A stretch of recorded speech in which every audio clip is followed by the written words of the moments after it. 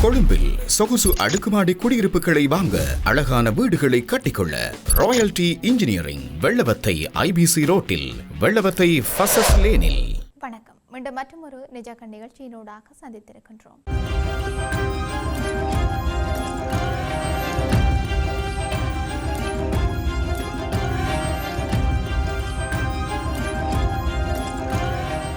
அமெரிக்க அதிபர் Donald Trump மற்றும் Israel பிரதமர் பெஞ்சமின் நெத்தன்யாஹு இடையிலான உறவில் ஏற்பட்டதாக கூறப்படும் கடுமையான பதட்டம் தற்போது சர்வதேச அரசியல் வட்டாரங்களில் மிக முக்கியமான விவாத பொருளாக மாறியிருக்குது. நியூயார்க் டைம்ஸ் புலனாய்வு பத்திரிகையாளர்கள் மேகி ஹேர்மேன் மற்றும் ஜொனாதன் ஸ்வான் இணைந்து எழுதிய புத்தகம் இந்த விவாதங்களுக்கு மையமாக இருந்து வருகின்றது. தொடர்ச்சியாக அந்த நூலில் ட்ரம்பின் இரண்டாவது அதிபர் பதவிக்காலத்தின் பின்னணியில் நடந்ததாக கூறப்படும் பல அரசியல் முடிவுகள், மறைமுக பேச்சுவார்த்தைகள் மற்றும் உலக தலைவர்களுடனான உறவுகள் விரிவாக விவரிக்கப்பட்டும் இருக்கின்றன. அந்த தகவல்களின்படி 2025 செப்டம்பர் மாதம் ஐக்கிய நாடுகள் பொதுச்சபை கூட்டத்தின் காலப்பகுதியில் ட்ரம்ப் மற்றும் நெதன்யாகு இடையே ஒரு முக்கியமான தொலைபேசி உரையாடல் நடைபெற்றதாக கூறப்பட்டும் இருக்கின்றது. அந்த உரையாடல் காசா பகுதியில் நடந்து வரும் போர் நிலை மற்றும் அதை முடிவுக்கு கொண்டு வர அமெரிக்கா முன்வைத்திருந்த 20 அம்ச அமைதி திட்டம் தொடர்பாக இருந்ததாக தெரிவிக்கப்பட்டும் இருக்கின்றது. அமெரிக்கா அந்த அமைதி திட்டத்தை தீவிரமாக முன்னெடுத்த நிலையில் இஸ்ரேல் தரப்பில் அதற்கான முழு ஒத்துழைப்பு வழங்கப்படவில்லை என்றும், குறிப்பாக சில அம்சங்களை நெதன்யாகு எதிர்த்ததாகவும் அந்த நூலில் குறிப்பிடப்படுகின்றது.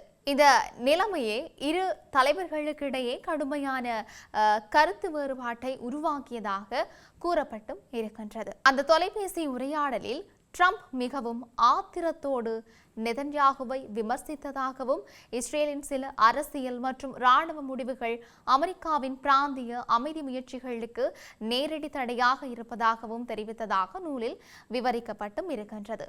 மேலும் நெதன்யாகுவின் செயற்பாடுகள் உலக அரசியல் சூழ்நிலையை மேலும் பதற்றமடைய செய்வதாகவும் ட்ரம்ப் குற்றம் சாட்டியதாகவும் கூறப்பட்டு இருக்கின்றது. இந்த விவகாரத்தில் குறிப்பிடப்படும் மற்றொரு முக்கிய அம்சம் ட்ரம்ப் தன்னுடைய நெருங்கிய ஆலோசகர்களுடன் மேற்கொண்டதாக கூறப்படும் தனிப்பட்ட உரையாடல்கள் ஆகும்.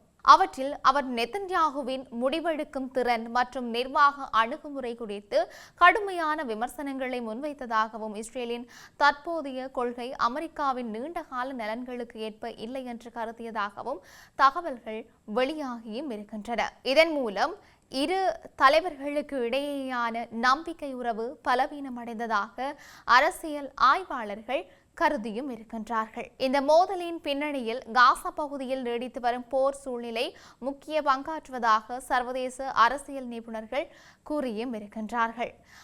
இஸ்ரேல் தொடர்ந்து மேற்கொண்டு வரும் இராணுவ நடவடிக்கைகள், குறிப்பாக ஹமாஸ் மற்றும் ஹிஸ்புல்லா அமைப்புகளுக்கு எதிரான தாக்குதல்கள் பிராந்தியத்தில் பதற்றத்தை அதிகரித்தும் இருக்கின்றன.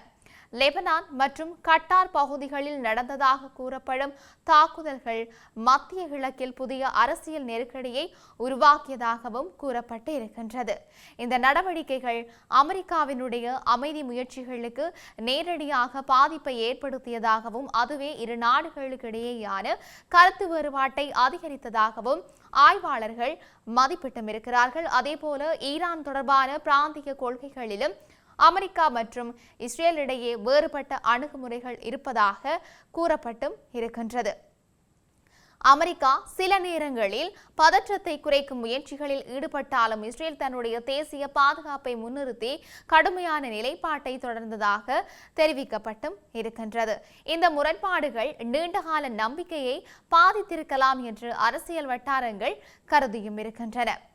தொடர்ந்து வரலாற்று ரீதியாக பார்க்கும்போது அமெரிக்கா மற்றும் இஸ்ரேல் இடையிலான உறவு பல தசாப்தங்களாக மிகவும் வலுவான கூட்டணியாகவே இருந்து வந்திருக்கின்றது.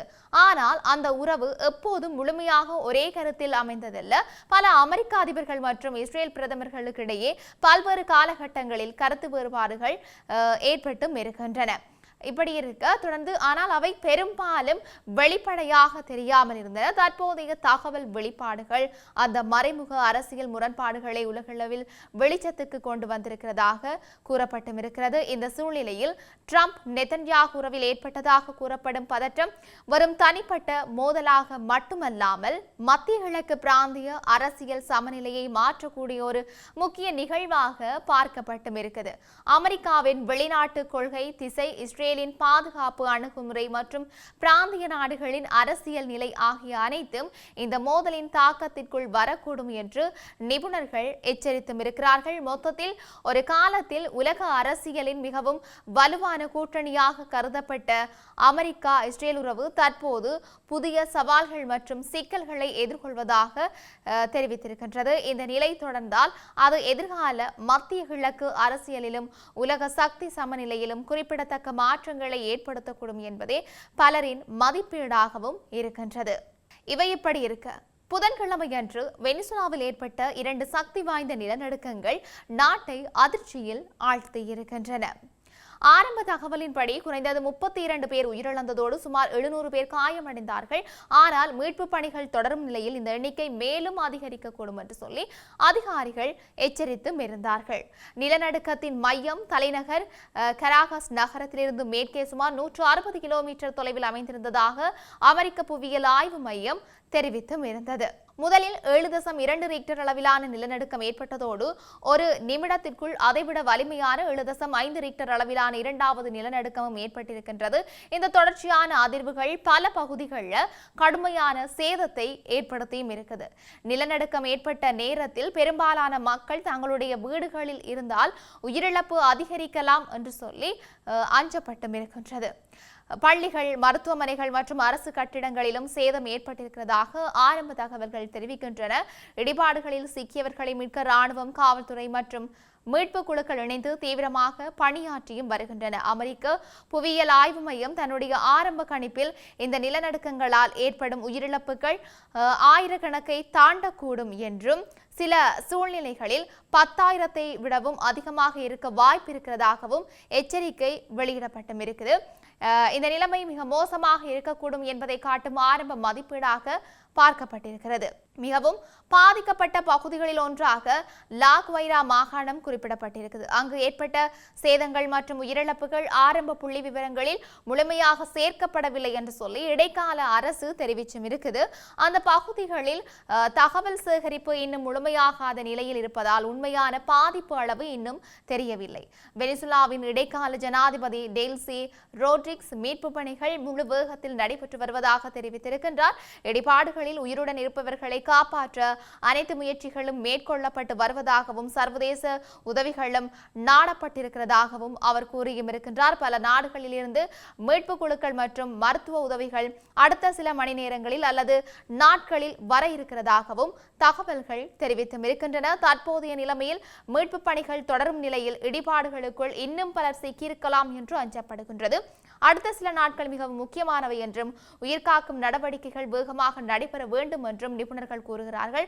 மொத்தத்தில் வெனிசுலாவில் ஏற்பட்ட இந்த இரட்டை நிலநடுக்கம் நாட்டையே பெரும் மனிதாபிமான நெருக்கடிக்குள் தள்ளியுள்ளதாகவும் உண்மையான உயிரிழப்பு எண்ணிக்கை இன்னும் தெளிவாக தெரிய வரவில்லை என்றும் அதிகாரிகள் தெரிவித்தும் இருக்கிறார்கள். இப்படி இருக்க உலகளவிய ரீதியில் இன்னும் என்னெல்லாம் நடக்கப் போகின்றது என்று நாங்களும் பொறுத்திருந்து பார்க்கலாம். மீண்டும் மற்றொரு பதிவினூடாக சந்திக்கலாம். வணக்கம்.